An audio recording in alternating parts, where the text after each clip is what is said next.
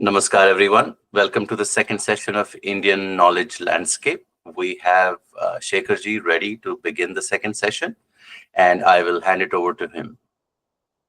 Please take over, Shekharji. Dhanyavad, Vijay. So in the previous session, we had a very quick introduction to the historical perspectives towards Indian knowledge systems. So this will also be a kind of another introduction session, but we will go into what did we understand from the Bharatiya point of view about knowledge and about systems of knowledge, because it is absolutely essential to understand these two terms. Quite often we hear in multiple contexts the usage of the word shastra, but our understanding of shastra is no better than assuming it to be some sort of a text. So when we look into the rich textual history, the classification of the texts, while a few are the original sources such as the Vedas, then there are augmentary sciences which support the Vedic wisdom, which are the Vedangas, which include Siksha, phonetics, Vyakarana, grammar, Jyotisha, and others. And then there is another class of literature which we call as Upavedas. And then we have darshanas. Within darshanas, the structures of sutras, bhashyas, all these are different instantations of textual traditions. So what is the core principle of calling something as a shastra? How is it different from, let us take any other narrative text such as the Puranas and the Itihasas? So when we understand what is shastra, we will understand what systems are in the Indic context. So we'll try to cover that today. And from next session onwards, we'll plunge directly into the various elements of the Indian knowledge landscape, right from the classification of the Vedas and the other subsequent texts. So, yes.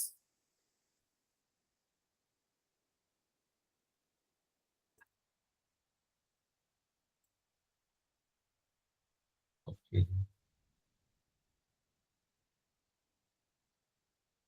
So, yeah. So, basically, to define a knowledge system,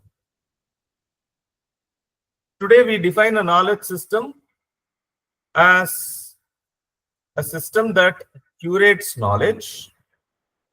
And when we speak of curating knowledge, it is collecting and organizing information. But it doesn't stop there. It moves to the next stage of refinement. So validation and the refinement. And removing any scope of error that has crept in. Now, all these looks like we are picking up a page from a modern textbook, but trust me, all these are part and parcel of a definition of a shastra. All these three stages that you see on the screen, they are part and parcel of how a shastra has been defined. So the first stage is curation, the second stage is validation, the third stage is the error removal. Okay, so yeah. So we define, let's first define knowledge, then define knowledge systems. Normally, when we look at knowledge or jnana, jnana has always been used in a very, very wider sense. than bodha. Bodha is awareness. So jnana, since it is used even in a day-to-day parlance to refer to an information gathered through a cognitive process. So when we refer to jnana, it refers to the information, or based on that information, the understanding of the material world which the person has gathered through a cognitive process. So understanding the world, that is the crucial aspect. That is what differentiated in the evolutionary pyramid from merely trusting on the instincts. When we moved up towards a more analytical way of thinking, it was because of the quest to understand the world, quest to understand the phenomena around us. So this quest is what is, or this understanding of the world is what is called as the knowledge or jnana. We have a unique necessity to understand the world. And based on the initial observation, we process that information, we formulate certain structures based on which further information is processed. Now, that initial set of rules that are formed based on the observations becomes codified as various shastras.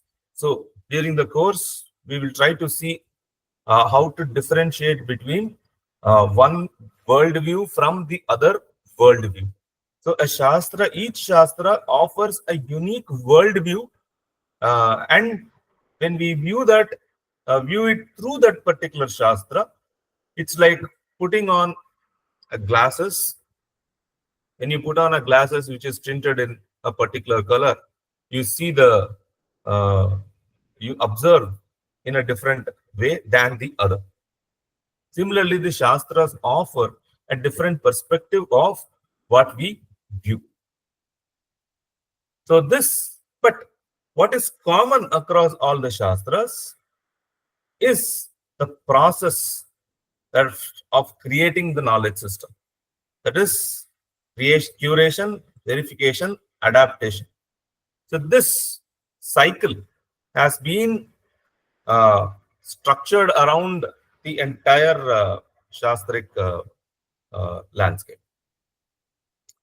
So today we speak of the knowledge management cycle, which has the 5 C's. Create, curate, organize, sorry, not 5 C's. Create, curate, organize, share, and utilize. And we also have this DIK model, wherein we have the data which has to be curated and organized. And from the data, what we extract is the information. This extraction happens after summarizing and analyzing the data.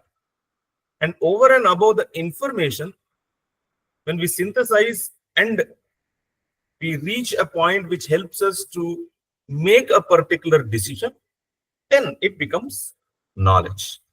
So data, information, knowledge. The data part, so this is now popularly referred as the DIK model. These three stages have been recognized, at least from the Nyaya Shastra. When we look into the Nyaya texts, they have clearly laid down these 6 stages of processing, and these threefold uh, uh, instantations of data, information, and knowledge. So data is that sensory input which is gathered. Information is something which is processed using the previous samskaras, and from there, what is derived is the knowledge. And the knowledge is fourfold according to the Nyaya. We'll look into all that in detail later on. So this structure is something which is built into our Shastric structuring. I am trying to emphasize this time and again so that we have a very clear understanding that our Shastras are built on a working model of knowledge processing and knowledge management cycle. And it is because of this robust mechanism that was inbuilt into the Shastric system, we were able to arrive or make decisions which impacted the life and the society of people, which resulted in India being a knowledge-centric economy, and as an automatic result of being a knowledge-centric economy, an economy which was surplus economy. So it is all interdependent. Once the chain is cut, like we had seen in the previous session, then we not only lose the end result of being an surplus economy, but we have also not really understood the value of what uh, led to that, and therefore each of these are completely cut off and set in different. So we have tried to box them in different compartments, not really understanding how to synthesize them. So I think today the need is to bring back this synthesis of the Indic Shastric methodology, whether it is pedagogy in education or in the other decision-making processes. When we bring this critical acumen of the Shastra, we will probably, it's not that uh, we are trying to claim some uniqueness, but we are only trying to say that we have already tested these methods for thousands of years and we have been successful. So nothing wrong in relooking it and implementing it. Okay, I'll quickly move on to the next. So yeah, all right. I just emphasize on those last 2-3 points. So when we refer to the Shastra or a system, it is there to explain and understand the information that has been gathered. So it is to understand the world around us. So there is a systematic organization of the concept. There is a clear-cut relationship built between the concepts that have been organized.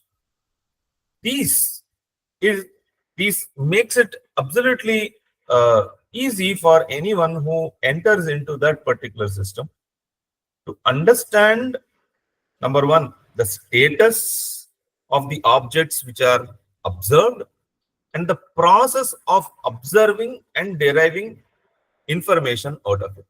So these two are referred by the terms ontology and epistemology.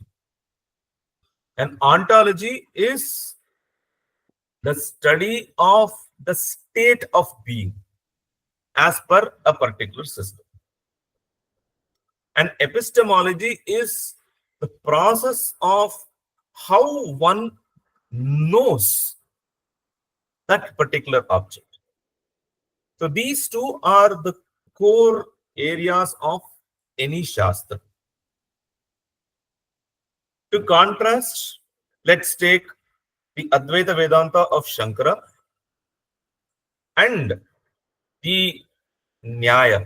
Nyaya is one of the sixfold Astika Darshanas, which we can, or which is roughly called as Indian realism. So the ontology part, Advaita believes that there is only one real entity, and that real entity is defined as Brahman. The world which is observed is a kind of an projected illusion. So the status of the world from the absolute point of view is that of an illusion. So it is neither real nor unreal. It is not real because it does not stand a chance against Brahman from the absolute point of view. But since it is observed, we cannot completely term it as unreal as well. So it is called as anirvachaniya, sat asat vilakshana. So this is the Advaita's ontology. Trying to use simple example. But the Nayayikas or the Nyaya system, they believed in the plurality of existence. In the sense, the world is real, and they classified the world into 7 categories, Sapta Padartha, and each of the Padarthas had subgroupings. For example, the first Padartha is they called as Dravya. Under that, you have the Panchabhutas, the fire, water, and all. And each of that is constituted of atoms. So, Nyaya and its sister school Vaisheshika, they propose the theory of Anu. I don't want to use the word atom here because that has slightly different understanding today. But what they called as Anu is the distinct entity which is the basic building block of that particular state of matter. So this was called as Anu. So according to the Nyaya, the world is real and the world is constituted of these Anus or Paramanus. So that is the status of the world. So ontology studies, and every other shastra has its own. Whereas what is epistemology? Epistemology is analysis of the process of knowledge. For example, let's take Advaita. Advaita, even though it recognizes other forms, it will bet all its cards on the scriptural authority, or it is called as the Shabda Pramana. That is, one cannot know for sure about the status of the Brahman being the supreme and the sole entity unless it has been defined to be so, or it is narrated to be so in the Vedas. The Vedas are the ultimate source of or ultimate proof of knowledge. It is because the Vedas have called Brahman to be so, that has to be true. Why does Advaita rely or lay so much of emphasis on the Shabda? Because it is absolutely difficult to prove through the other pramanas or through the other means of knowledge, such as perceptual or through the inference, the singularity or the absoluteness of Brahman being the sole entity and the world being an illusion. So the emphasis was on the Shabda or the verbal testimony. Whereas the Nayayikas believed in at least threefold, later it expanded to four. Fourfold proof. One is direct observation through the Pratyaksha. The second is inference based on the data that has been observed. And the third is the verbal testimony. And in this verbal testimony, it is not just the Vedas, but it is a testimony of any reliable source. So if you consider someone to be a reliable source of information, if he says something and you trust and you act upon it, let's say we open our system and there is a weather forecast which says that it is going to rain. And if I walk out of my house taking an umbrella because I have trust in the words of the person who spoke that words, then it is a case of a verbal testimony according to the Nyaya. Since the Nyaya believed in the plurality and the reality of the world, its epistemology also is or has a slightly different emphasis than the Advaitic epistemology. So that is why these two are the most important elements of any Shastra. One is contingent upon the other. So epistemology is contingent upon the ontology of that particular Shastra. So let's move on. So what we understand is that a knowledge system or a Shastra has its own distinct method of organizing. It has its unique approach to explain a particular concept. And there are specific goals for organizing something in a particular or explaining something in a particular way. And these are agreed upon by a set of people or by the community. So, and there are common or unique vocabulary for each of the Shastra. So these, when we keep in mind, we'll understand that the sorry.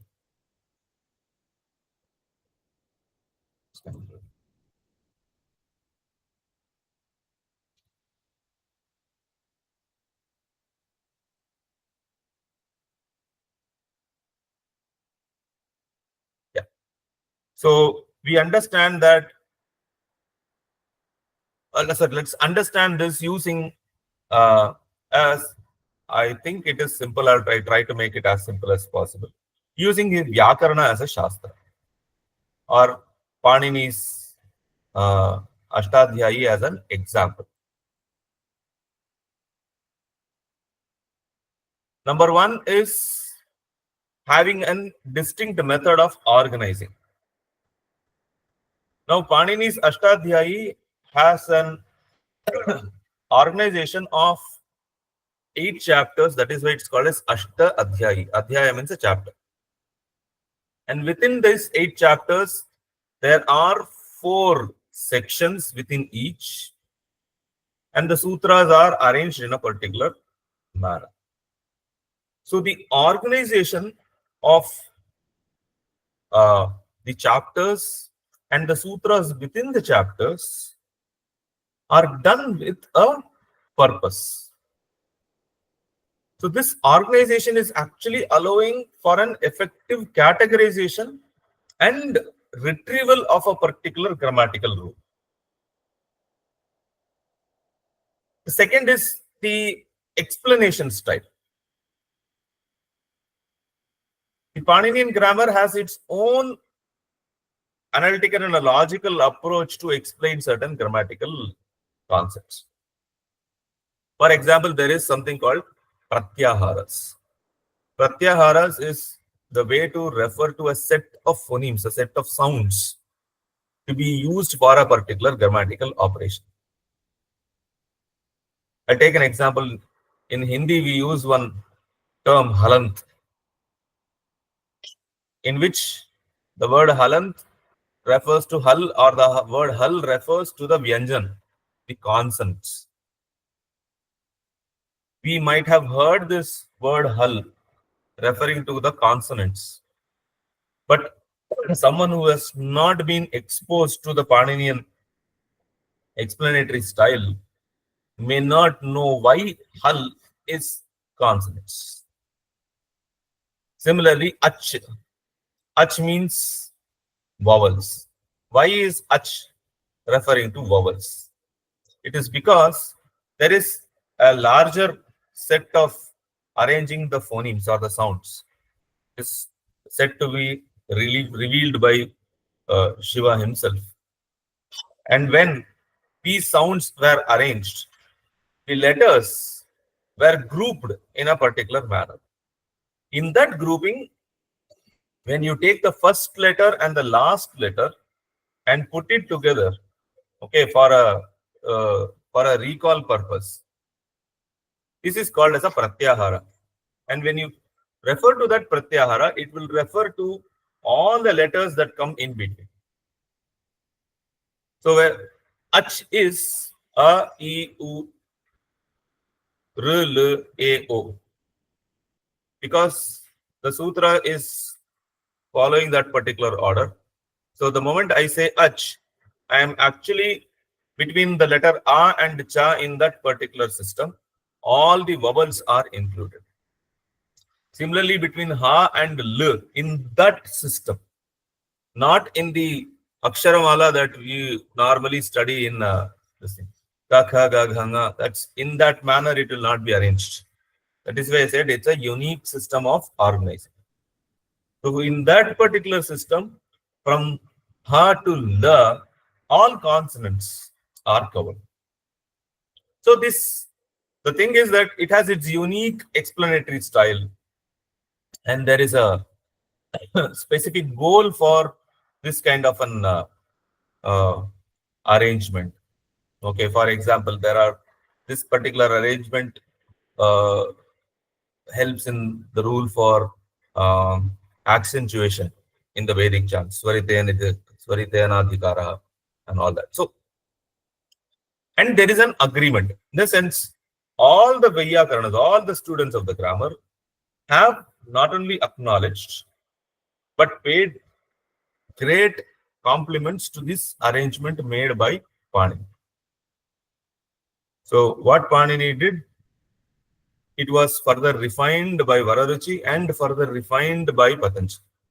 So, the other two aspects that I mentioned as a course of defining the Shastra is equally applicable here. Taking just the Panini's Vyakarana as an example, what has been left unsaid was explained. And they understood the language to be a very, very dynamic thing. So, if between Panini and between Vararuchi, the period or the gap was around 200, 300 years, language which has undergone change in these 200s, all those linguistic changes were also accommodated. And the usages that creep into the society because of so many influences of so many other cultural and the linguistic groups, they were also recognized by Patanjali in his Mahabhashya. So there is a robust system of adapting, there is a robust system of doing what is called as a parishkara, okay, making changes to the existing system. That is what makes this Vyakarana Shastra, okay, stick to the definition of the Shastra. That's one. Because it is robust, it survives. So, yeah. So this unique knowledge system that we have, it is built on the structure to be recontextualized. Not only that, it is because it is so adaptable to practical purposes, it survived for thousands of centuries. Something that does not have a value will become part of archives only. So if it has survived, it enabled the changes to happen. So when we look at the purpose of knowledge system, based on the drishti, drishti is the worldview, and unique perspective of that particular system. So there are certain commonalities across all the shastric traditions, which we call as Bharatiya drishti. So these unique perspectives, which add value to the Indian knowledge systems. These are systematized and codified.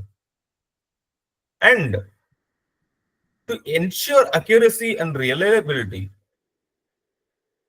the knowledge transfer happens in a proper traditional way. By the use of the word tradition, I am emphasizing the imparting of a knowledge and a knowledge system, the way it was envisioned by the great masters of that particular system.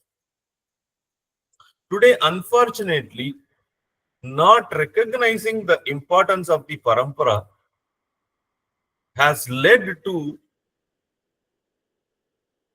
many people who pop up having got exposed to limited texts or with a limited understanding and trying to project the value systems of that particular shastra. So this does more damage than good. This is applicable to any traditional system, more so the ones that have really got popular today. We have so many people who come on podcast and speak about Tantra. So many people who come and speak about Advaita and Advaita Vedanta, or even Kashmir Shaivism for that matter. How many have had a proper systematic training in the textual traditions? Because that is very, very important. A textual tradition gives the kind of the right picture that is required to understand that particular system. Whether we have an opportunity to learn it directly, that is the great uh, uh, blessings by itself, I would say. If not, at least the attempt to do a proper textual study before even we start preaching about that particular system. So to ensure accuracy and reliability, we depended upon the parampara. And what is all if it cannot be applied? So the facilitation or application of these in different contexts happened by addressing the Laukika Prayojana aspect. Laukika Prayojana is how do you practically utilize this information to and knowledge that has been acquired through this particular system.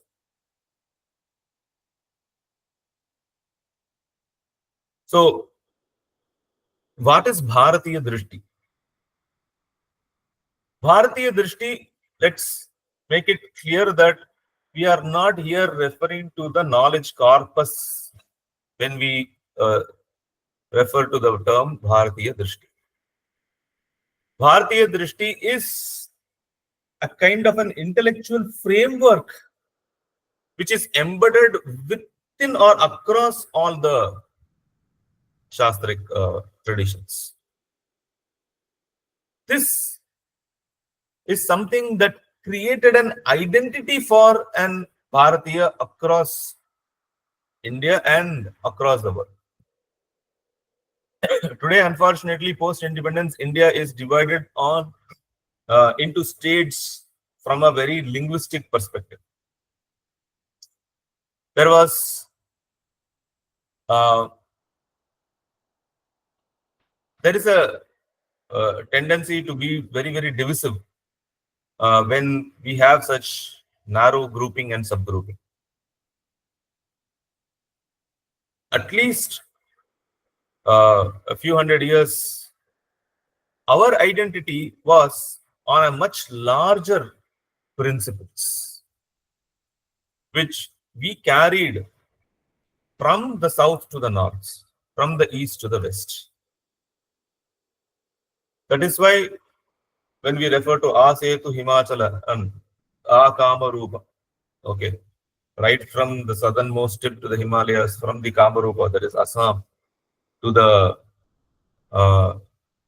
the sands of the Sindh. This intellectual framework was something that defined who a Bharatiya was. So, again, this is distinct from the knowledge corpus by itself. It is that fundamental principles that underlies the entire knowledge corpus. So, this is the drishti, the worldview, the Indic worldview or the Bharatiya worldview, which provides the foundation logic for most of the disciplines under it. So, it requires a strong intellectual tradition. To emphasize the Bharatiya Drishti, we should know that we require a very strong intellectual tradition which reflects this Bharatiya Drishti.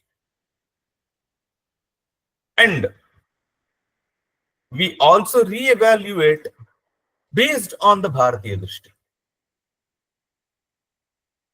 And it is applied for the benefit of the society as defined by the Bharatiya Drishti. So this Bharatiya Drishti or the Dharmic Drishti is something, I'll come to this later.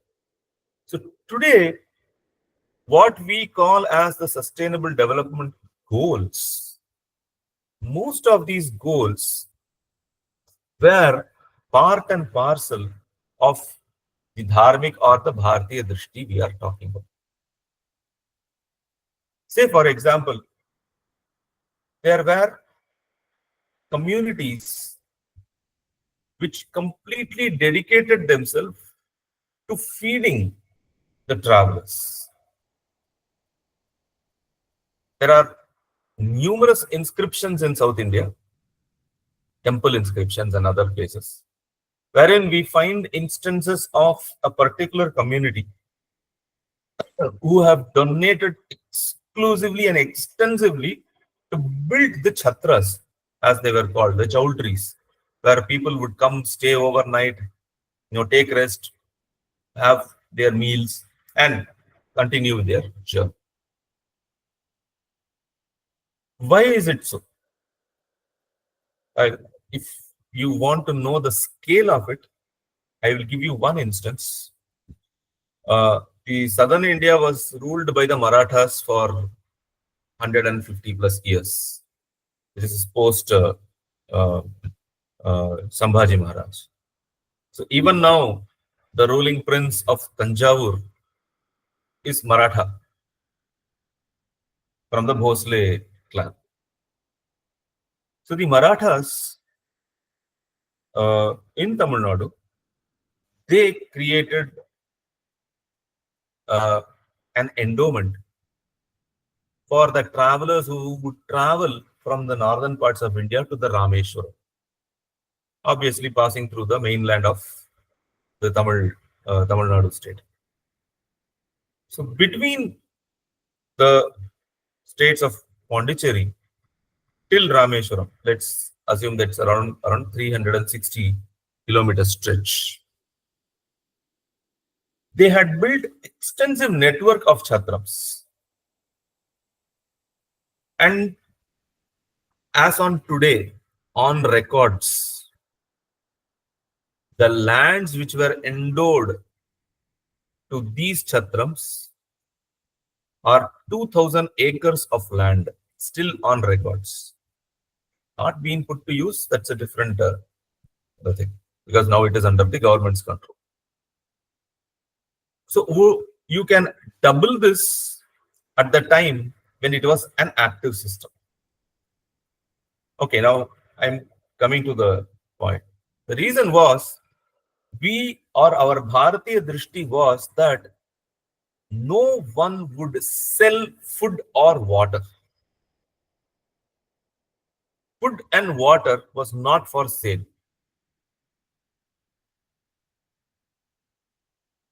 So how do you ensure a successful travel then? Because we traveled extensively for trade, business, for religious uh, fulfillment. It was reflected in action. So certain communities took it upon themselves to ensure that this takes place. And what happens when this Bharatiya Drishti is lost? The commercialization takes place. And let's remember, because the food was offered free, did not mean that the food was not up to the standards. There were quality control checks also mentioned in the inscriptions. I don't know, some of you might have seen there was a recent controversy about the Tirupati Balaji Temple's Laddu issue, wherein the ghee that was used or supposed to be used in the laddus were found to be having ingredients which are not acceptable in a temple premise. Now, in this context, there is one Rajendra Chola's inscription. Rajendra Chola was the son of great Rajaraj Chola around 1040 Common Era. In the endowment made to the same Tirupati temple, wherein he enlists the measures to be taken to ensure the quality of the raw material and the finished prasada to be offered. So there were quality checks to ensure that it is the best that is possible in the given circumstances that was offered, whether it is to the deity or whether it is to the traveler. So this is what we are calling as the Bharatiya Drishti. There are certain unique drishtis, for example, how you treat water, how you treat your ecology. Today, because our Bharatiya Drishti has been replaced by something else, we are having this a conflict, because our religious practices are preaching something, whereas our professional ethics are or whatever we follow as a part of our professional uh, uh, responsibilities are quite different. So it is, the necessity is to bring back the Bharatiya Drishti as a part of the professional ethics also, because our Drishti had the emphasis on a kind of a sustainable living. For example, how do you treat the water bodies? You'll find numerous references as to how to treat a water body, and we did treat that way. When did the rivers started becoming polluted? Not to blame anyone. The moment you lost the drishti, or your drishti was replaced by something else, when your practice was overcome by the needs of the profession which were dictated by a different drishti, you started having changes in the world around you, and we start living in a kind of a constant pull and push between the practices or beliefs. And so living in harmony is the most important aspect. There are numerous examples which we will see during the course of this thing, which ensures that there is a perfect harmony between uh, the physical facility that we enjoyed was not at the cost of the nature around us. This is the key point of the Bharati Drishti. And the another unique aspect of Bharati Drishti is its human-centric educations. So there was a Siksha Samskara, no, a humane worldview and perspective which was embedded into the uh, education as a system. There was a Manaviya Drishti, no, human values and culture.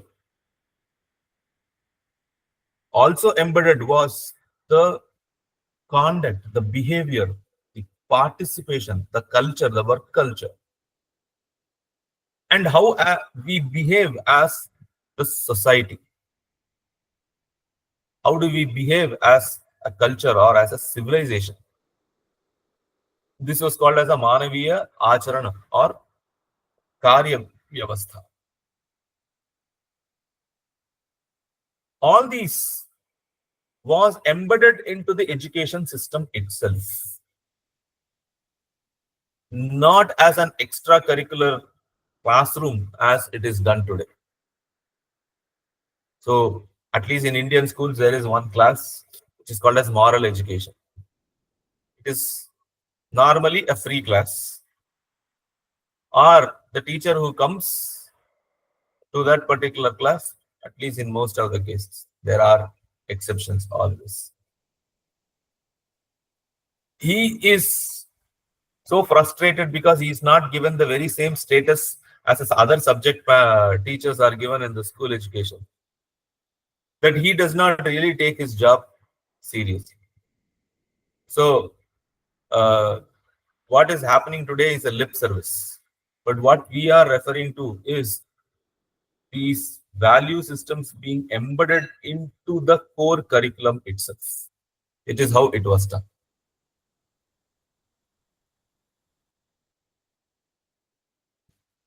So this, Shekharji, just yes, a quick interruption. Just less than 10 minutes remaining for the session yes, today.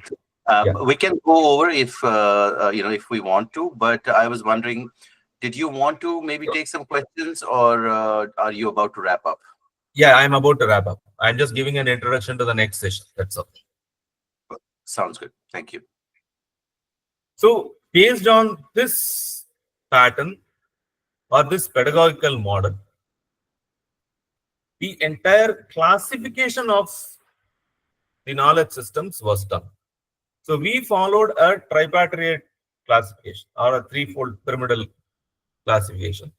Wherein the bottommost we had the Chatushashti Kalas, 64 practical arts and crafts, which formed the bread and butter of people,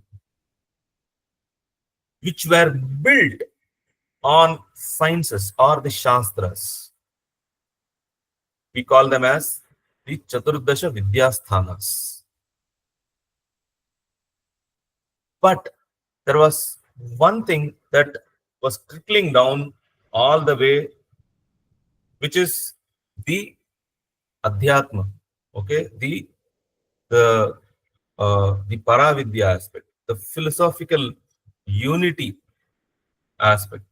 So that was something that permeated right across all these, whether through the sciences into the practical crafts. So it was because of this the moral compass of people was kept very, very high. So we'll see about this particular structure and the other classification in the upcoming session. I'll take questions if you have.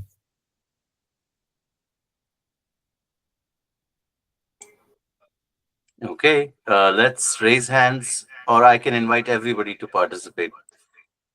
So,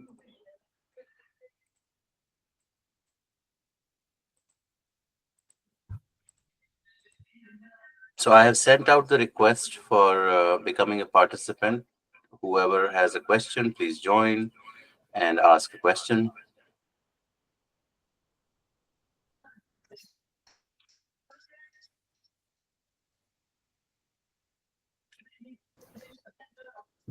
Sir, I have a quick question.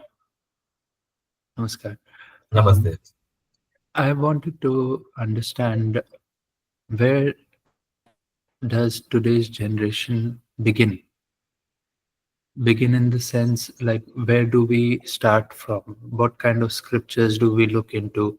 Where is the start and where is the end? Because there is so much information available right now and nobody knows how to mind map it. From where do they have to begin, then what will they have to read next, then what comes next.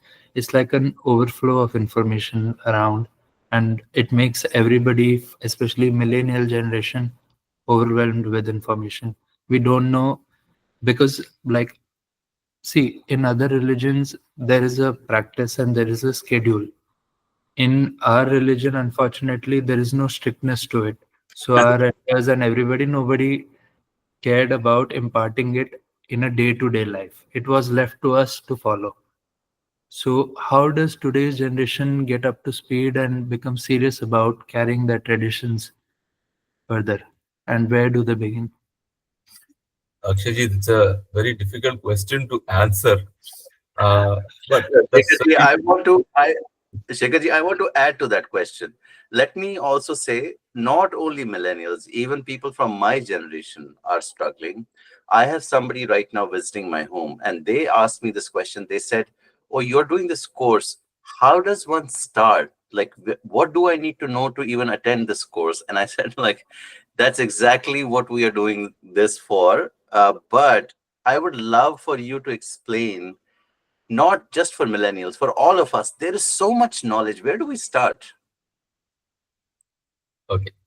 So the whole point is, it looks such an difficult because we are unable to connect with any one particular system. Let's forget about all systems.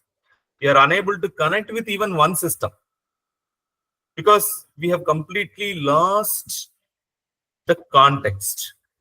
So the whole attempt is, how do you recontextualize and represent the same information for people who have been educated in the Western knowledge system? So that answers Rishikji's question also. So for the last 100 years, anyone who has gone through the Western knowledge systems, okay, he will still be able to relate to it. So that is the task at hand right now. Let me be very, very honest and frank. For the last 70 years, so-called independent India did nothing about it.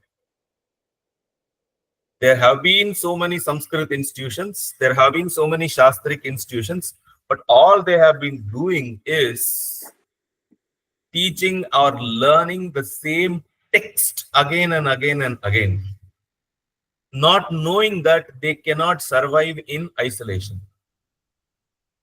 If the society cannot be benefited, then you are solely running on the government support, and that is very, very dangerous. Tomorrow, if there is a government which does not support this ideology, then it is done for. So this is the larger picture. Immediately answering your question is, one can choose any one particular system to study with. I will say that it is much easier to relate to those. There are two systems which are identified. One was logic and other was grammar. So there are multiple, let's say, short versions, long versions of courses that teach the, the grammar and the system of logic, because these two forms the basic framework for understanding any other text. Now, this is when you want to enter into the text per se.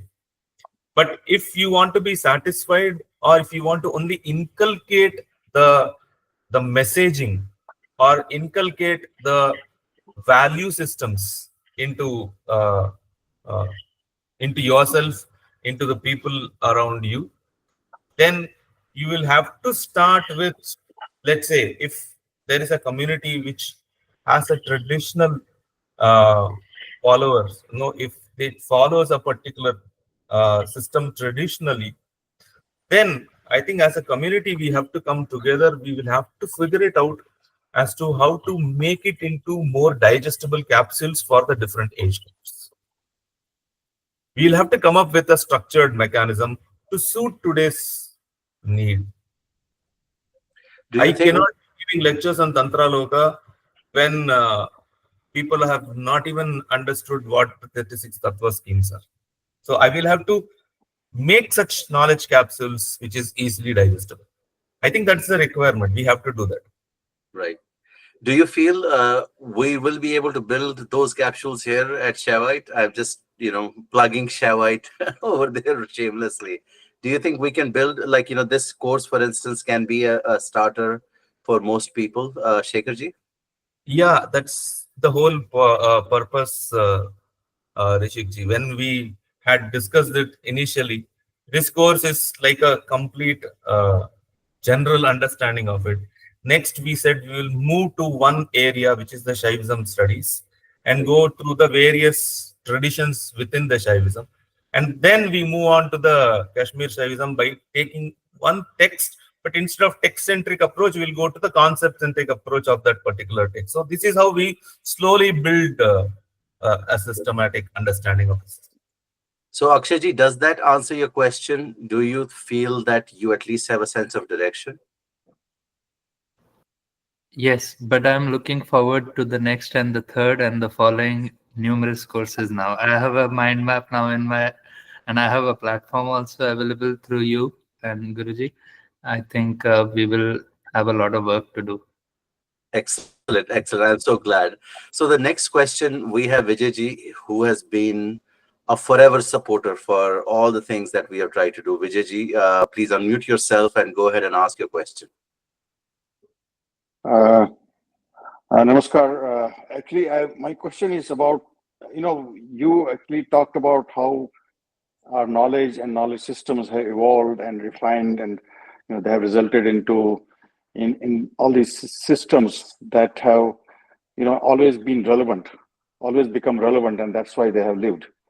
But I believe, correct me if I'm wrong, over the last 100 years, as you also kind of indicated, we have all become westernized, and our education has been completely westernized, even in India.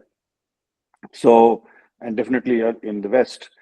So we have felt disconnected from this whole thing. But we are, I mean, at least myself, I got exposed to this stuff, this Indic knowledge system and Indic knowledge, because I saw interest in this from the West side. And then I said, oh, let me also look at what this is. And you explained today about how it has evolved and how structured it was, and that explains many questions that I had about how West applied these things without acknowledging that they did. They copied it and stuff.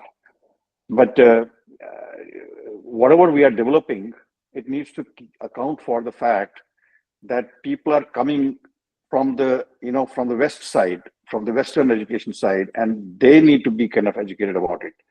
And it's not something that has evolved, because I think there was a break. There's a break, and we have lost the connection. Even as you said, Marathas kept these systems alive, and they kept these structures and infrastructure in place for this knowledge system to keep refining and growing. But for last few decades, if not a century, this has not been the case. So we have to, I mean, how do you think we can cater to this reality now? Mara, I think we have to completely acknowledge, and we have always acknowledged the flow of knowledge from directions as old as Rig Veda, which says Ano Bhadra Krituvo Yantu Vishwata.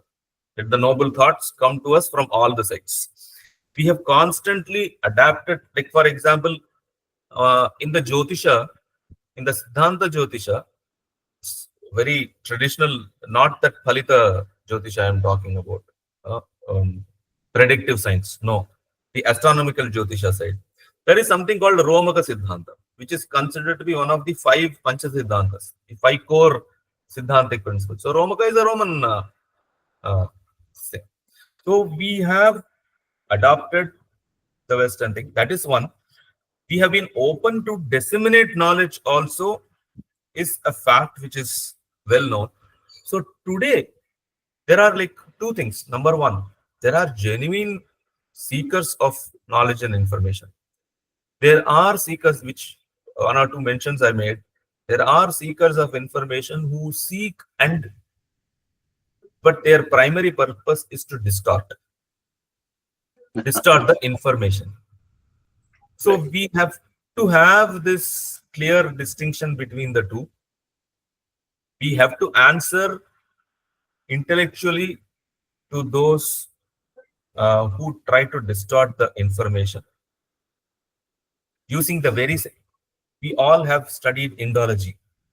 Now, Indology as a system is, or Oriental studies as a system is, how the Westerner wanted to look and study the Orient or the Southeast Asian continent, which itself is a term which is invented by them to define us.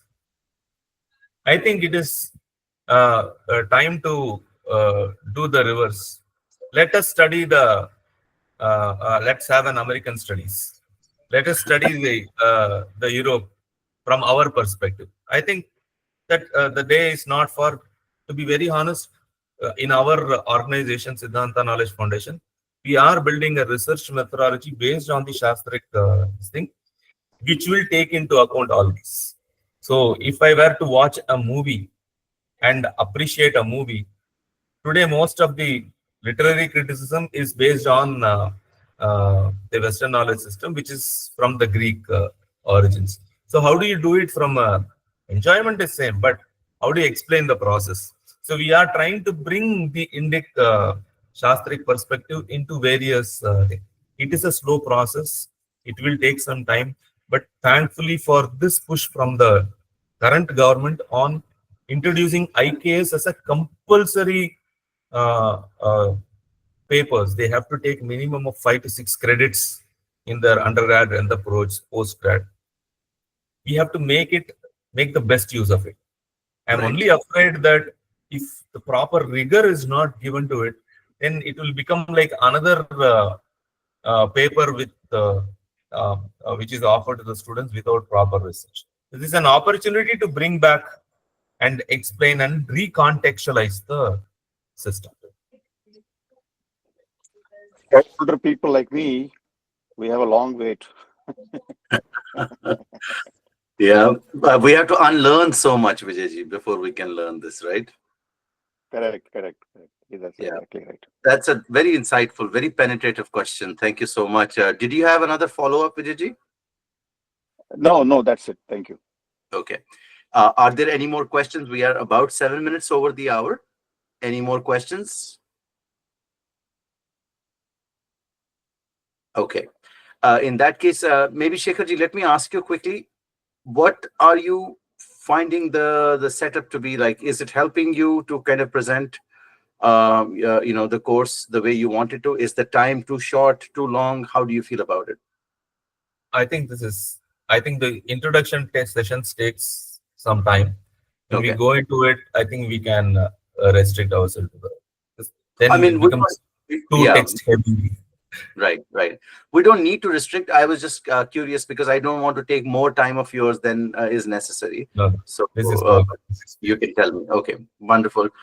From the guests who are present today, any questions for me in terms of logistics? Anything I can answer right now? No? Okay. With that, I think we are ready to wrap our session today. Once again, let me thank Shekharji. Thank you so much. This is turning out to be a wonderful, wonderful course. I was listening in here and there. I missed a lot of part 2. I'm going to go back and watch the recording again. But I am very excited with what we are learning through this process. So thank you so much for your time. and for sharing this knowledge with us. And thank you all the guests for being here, for asking such penetrative questions, good questions. Yeah, you have a wonderful day or night wherever you are, and we'll see you again next week, the same time. Thank you.